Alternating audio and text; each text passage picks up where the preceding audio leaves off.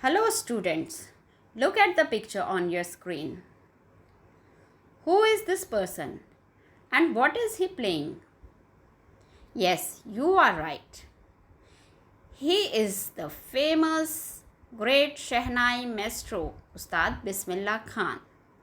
And today we are going to read about this personality. The chapter name is The Shehnai of Bismillah Khan. It is part 2 of your book Beehive, second chapter, The Sound of Music. In part 1, we have read about Evelyn Glennie. That was also an inspirational chapter, and this chapter is also a source of inspiration. In this chapter, we will read how Bismillah Khan has achieved so much in his life that he has become world-renowned shehnai player. Bismillah Khan, जब हम शहनाई का नाम सुनते हैं तो हमारी आंखों के सामने उनका चेहरा नज़र आ जाता है। कैसे वो शहनाई को ऊंचाई तक लेके गए, इस चैप्टर में हम यही पढ़ेंगे। उनके चाइल्डहुड के बारे में और उनकी लाइफ के अचीवमेंट्स के बारे में हम इस चैप्टर में पढ़ेंगे। आज वो हमारे बीच नहीं हैं, लेकिन उनको हर कोई पहचानता है, जानता है। So this chapter starts from here. Look at the pictures. आपको कुछ पिक्चर्स दिख रही हैं जिसमें बहुत सारे लोग म्यूज़िकल इंस्ट्रूमेंट्स बजाते हुए नज़र आएंगे। ये फेमस पर्सनैलिटीज़ हैं। आप इनको पहचानने की कोशिश कीजिए, इनके नाम गेस कीजिए। और लास्ट वाली पिक्चर आपको बिस्मिल्लाह खान की नज़र आती है। So let us begin with our paragraph 1. Emperor Aurangzeb banned the playing of a musical instrument called pungi in the royal residence for it had a shrill, unpleasant sound. Aurangzeb ने अपने court में पुंगी को बजाना बैन कर दिया था। क्यों? क्योंकि इसकी बहुत ज़्यादा श्रिल, तीखी आवाज़ थी, अनप्लेजेंट साउंड थी, बिल्कुल अच्छी नहीं लगती थी।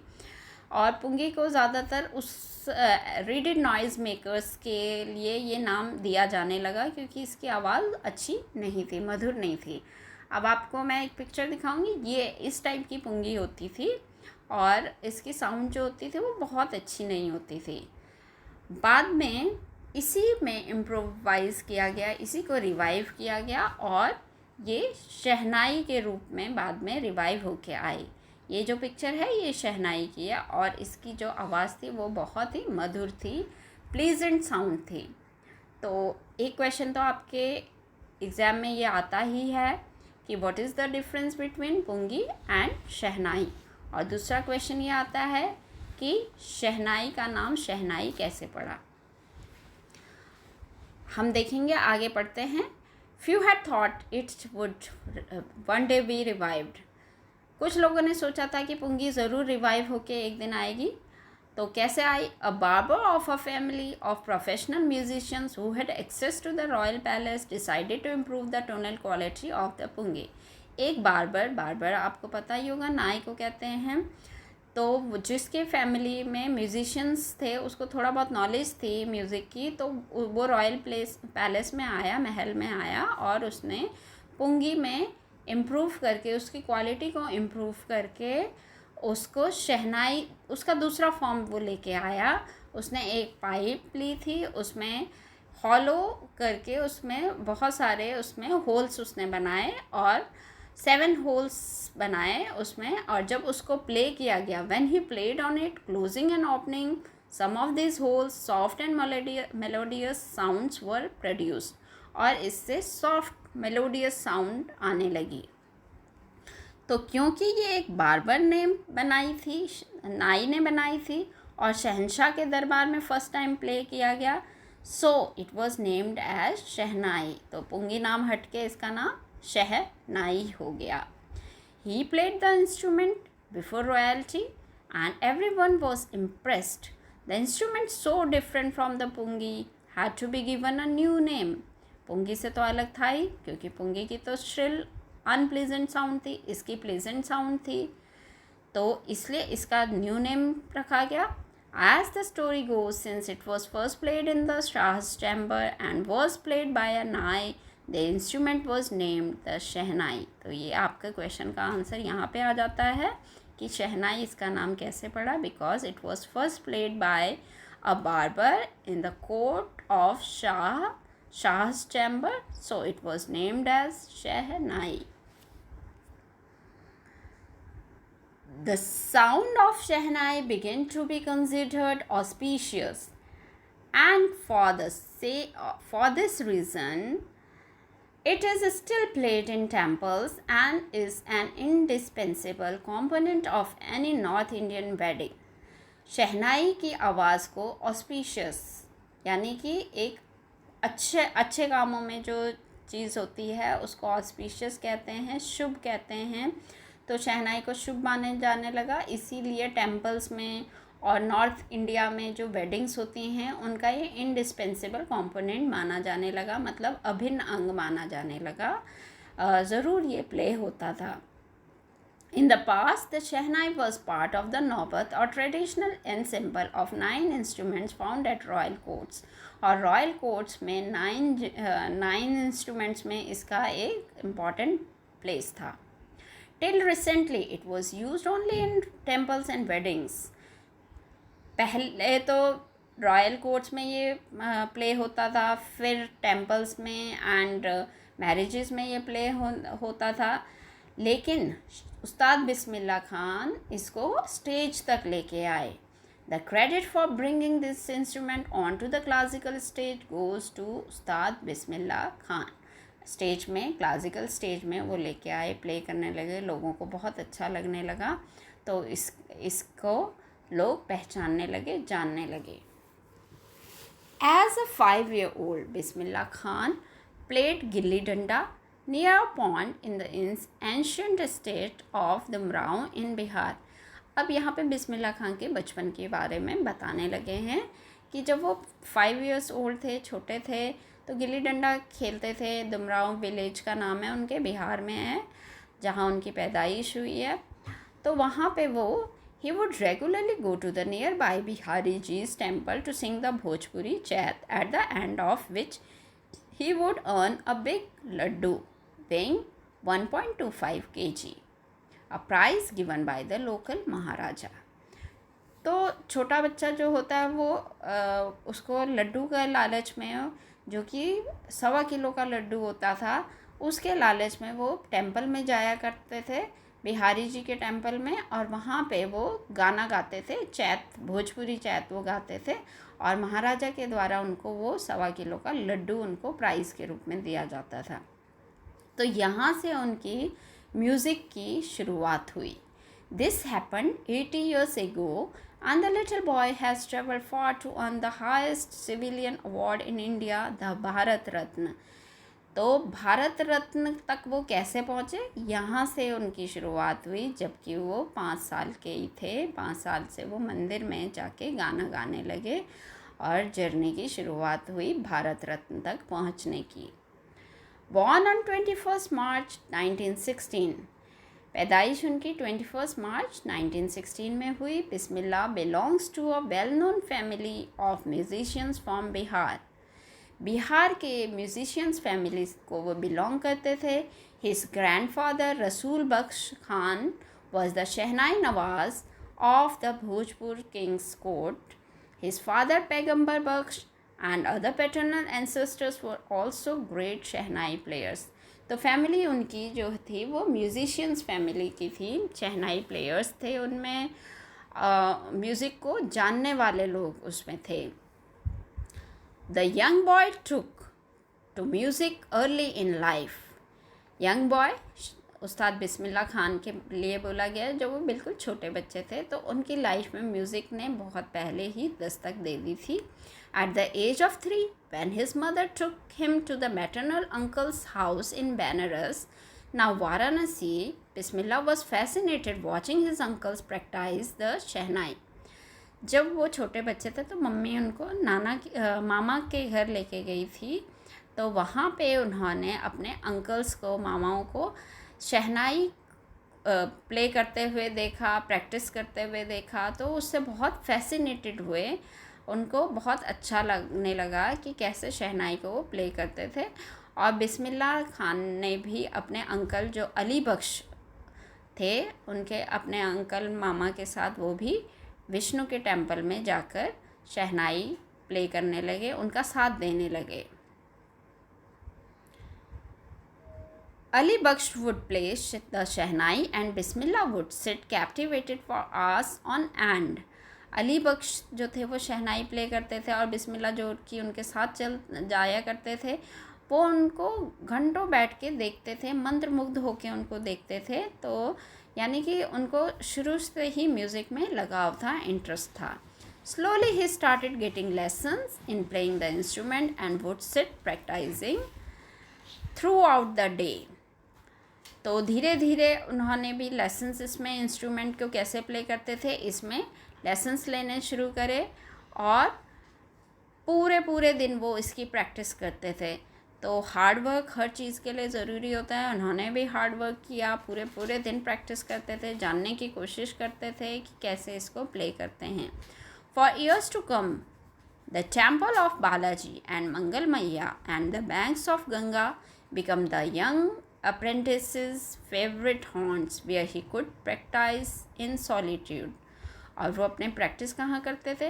टेम्पल, बालाजी टेम्पल में, मंगल मैया के टेम्पल में और गंगा के किनारे। तो वो तो उनकी फेवरेट प्लेस थी, सॉलिट्यूड में वो घंटों प्रैक्टिस किया करते थे, ये उनकी फेवरेट जगह थी। The flowing waters of the Ganga inspired him to improvise and invent ragas that were earlier considered to be beyond the range of the Shehnai। Ganga का बहता पानी उनको इंस्पायर करता था नई नई धुनें बनाने में, नए नए राग इन्वेंट करने में, और that were earlier consider to be beyond. और पहले जो शहनाई की रेंज से बाहर समझा जाता था कि शहनाई से ये धुनें नहीं उत्पन्न हो सकती हैं, वो शहनाई के द्वारा ही इन्होंने इन्वेंट की। तो इसीलिए वो इतने फेमस हुए, क्योंकि नई नई धुनों को वो बजाते थे, प्ले करते थे, और गंगा ने उनको इन सब चीज़ों के लिए इंस्पायर किया। At the age of 14 Bismillah accompanied his uncle to the Allahabad music conference. 14 साल की उम्र में बिस्मिल्लाह ने अपने अंकल का साथ दिया जब वो इलाहाबाद म्यूज़िक कॉन्फ्रेंस में गए। At the end of his recital Ustad Fayaz Khan patted the young boys back and said, work hard and you shall make it. Ustad Fayaz Khan ने जब उनको देखा, उनकी कला को देखा, 14 साल में ही वो बहुत अच्छा प्ले करते थे, तो उनको उनकी पीठ थपथपाते हुए कहा गया कि मेहनत करो और तुम एक दिन ज़रूर आगे निकलोगे। With the opening of the All India Radio in Lucknow in 1938 came Bismillah's big break. He soon became an often heard Shehnai player on radio. जब लखनऊ में पहली बार ऑल इंडिया रेडियो स्टार्ट किया गया 1938 में, बिस्मिल्लाह का ये पहला बिग ब्रेक था और उनको बहुत ज़्यादा सुना जाने लगा रेडियो पे। When India gained independence on 15th August 1947, Bismillah Khan became the first Indian to greet the nation with his Shehnai। और जब 1947 15 अगस्त को इंडिया जब आज़ाद हुआ था, तो वो पहले इंडियन थे जिन्होंने नेशन को ग्रीट किया अपनी शहनाई की धुन बजा के। He poured his heart out into Rag Kafi from the Red Fort to an audience which included Pandit Jawaharlal Nehru, who later gave his famous Tryst with Destiny speech। तो उन्होंने अपना जो पूरा दिल के अंदर जो भी भाव थे उन्होंने वो निकाल के रख दिए। राग कैफ़ी उन्होंने प्ले किया रेड फोर्ट पे, और उनके जो ऑडियंसेस में थे वो पंडित जवाहरलाल नेहरू भी थे। बाद में उन्होंने अपनी स्पीच ट्राइस्ट विद डेस्टिनी भी दी। Bismillah Khan has given many memorable performances both in India and abroad। ना केवल इंडिया में ही वो जाने जाते थे, बल्कि बाहर विदेशों में भी उन्होंने बहुत सारी performances the. His first trip abroad was to Afghanistan, where King Zahir Shah was so taken in by the maestro that he gifted him priceless Persian carpets and other souvenirs. पहला जो टूर उनका लगा था बिस्मिल्लाह खान का, वो लगा था अफ़गानिस्तान में, जहाँ के किंग ज़ाहिर शाह ने इतने वो उनसे कैप्टिवेटेड हुए, मंत्रमुग्ध हुए कि उन्होंने बहुत सारे उनको गिफ्ट्स दिए, पर्शियन कारपेट्स जो कि वहाँ के फेमस कारपेट्स होते हैं, और उसके अलावा अदर सोवेनियर्स का मतलब होता है याद में कोई चीज़ दे देना, तो उनको बहुत सारी चीज़ें उन्होंने गिफ्ट की. The king of Afghanistan was not the only one to be fascinated with Bismillah's music. Film director Vijay Bhatt was so impressed after hearing Bismillah play at a festival that he named a film after the instrument called गूंज उठी शहनाई. ना केवल अफ़गानिस्तान के राजा ही उनसे fascinated हुए, attracted हुए, बल्कि film director विजय भट्ट ने भी उनको जब सुना तो उनके म्यूज़िक को सुनने के बाद उन्होंने एक पिक्चर का नाम दिया Goonj Uthi Shehnai. The film was hit, और फिल्म बहुत हिट हो गई. And one of the Bismillah Khan's compositions Dil Ka खिलौना है टूट गया. तो इस फिल्म में उनकी एक कॉम्पोजिशंस मतलब उनकी धुन पे भी एक गाना प्ले किया गया. Turned out to be a nationwide chart buster. Despite this huge success in the celluloid world, Bismillah Khan's ventures in film music were limited to 2. बहुत फेमस हुए, इसके बावजूद भी बस केवल उन्होंने 2 ही मूवीज़ की, विजय Bhatt Goonj Uthi Shehnai and Vikram Srinivas Kannada venture Sanaadi Appanna. I just cannot come to terms with the artificiality and glamour of the film world, he says with emphasis. Bismillah Khan क्या बात बोलते हैं, क्यों उन्होंने और मूवीज़ नहीं की जबकि वो बहुत ज़्यादा फेमस हो रहे थे. उन्होंने ये कहा कि मैं आर्टिफिशियल चीज़ें नहीं कर सकता हूँ, मुझे ग्लैमर और आर्टिफिशियल से दूर रहना है. फिल्म वर्ल्ड की ये चकाचौंध जो थी वो उनको पसंद नहीं थी. उनको नेचुरल चीज़ और रियल चीज़ें पसंद थी जो स्टेज पे होती हैं, सामने होती है, लाइव परफॉर्मेंसेस उनको देना अच्छा लगता था. Awards and recognitions came thick and fast. Awards, बहुत सारे उनको अवार्ड्स मिले, बहुत नाम उनका ऊंचा हुआ, रिकॉग्निशन मिला, और जल्द से जल्द उनको ये चीज़ें, थिक एंड फास्ट मीन्स बहुत जल्द ही उनको ये चीज़ें और बहुत अधिक मात्रा में ये उनको मिलने लगी. Bismillah Khan became the first Indian to be invited to perform at the prestigious Lincoln Center Hall in the United States of America.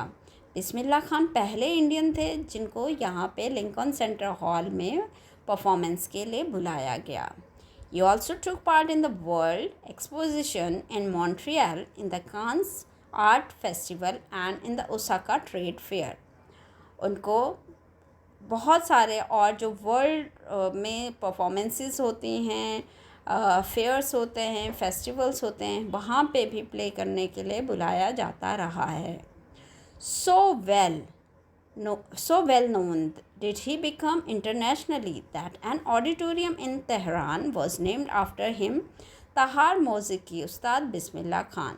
वो वर्ल्ड में इतने फेमस हो गए कि एक तेहरान में ऑडिटोरियम है जो कि उनके नाम पे ही रखा गया है, उसका नाम रखा गया है ताहर मौसीकी उस्ताद बिस्मिल्लाह खान.